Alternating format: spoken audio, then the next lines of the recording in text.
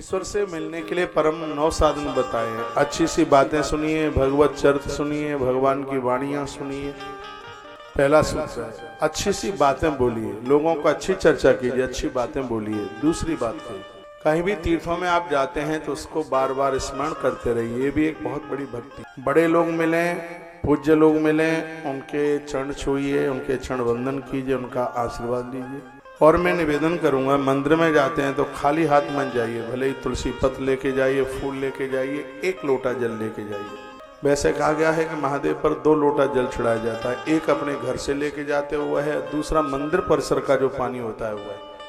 घर से लेके पानी जाते हो उससे पितर तृप्त होते हैं, और मंदिर के परिसर से जो जल चढ़ाते हो भगवान के ऊपर उससे देवता तृप्त होते हैं।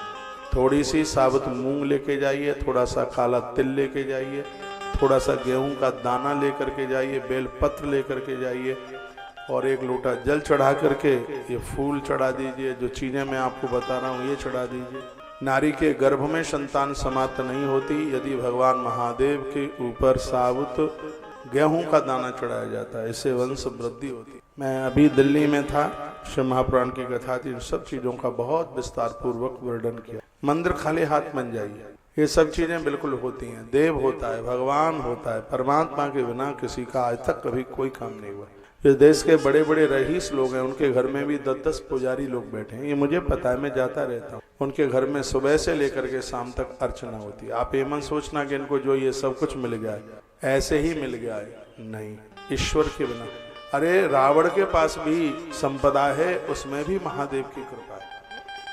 और यदि कोई चीज परमात्मा की कृपा के बिना आ भी गई है तो वो टिकेगी नहीं, इसलिए ईश्वर से जुड़ करके रहिए। श्रवणम कीर्तनम विष्णु स्मरणम पाद सेवनम अर्चनम वंदनम। अर्चन चढ़ाइए भगवान को, फूल पत्तियां जो भी आप चढ़ाते हैं निरर्थक नहीं जाता, इसका कई गुना आपको प्राप्त होता है। वंदनम प्रणाम कीजिए, बड़ों पूजिए। ये जादू टोना टोटका नहीं है। यदि बीमारियों से बचना चाहते हो तो हर शनिवार को 7 परिक्रमा पीपल की कीजिए। मोतियाबिंद जैसे बीमारी रुक जाती है, पीपल के पत्ते को ऐसे घिसो, फिर आंखों के ऊपर, चेहरे के ऊपर, मुंह के ऊपर उसे लगाओ। उसमें एक इतनी ताकत है, उसमें एक ऊर्जा है जो पूरे शरीर को आत्मविभोर कर देती है। शनिवार के दिन ये अग्नि पुराण में वर्णन है। 7 परिक्रमा पीपल की आपको इतना आनंद में भर देगी, किसी का जादू टोना टोटका क्या कराया, अलाय बलाय, ये सब चीजें रहेंगी। एक ही का दिया जला के रख दीजिए, एक ही दिन की तो बात है, पति पत्नी दोनों चले जाइए, 7-7 परिक्रमा करके आनंद हो जाएगा। ये जादू टोना नहीं है, टोटका नहीं है, ये कहते हैं नकारात्मक ऊर्जा समाप्त होती है, सब वातावरण सकारात्मक बन जाता है।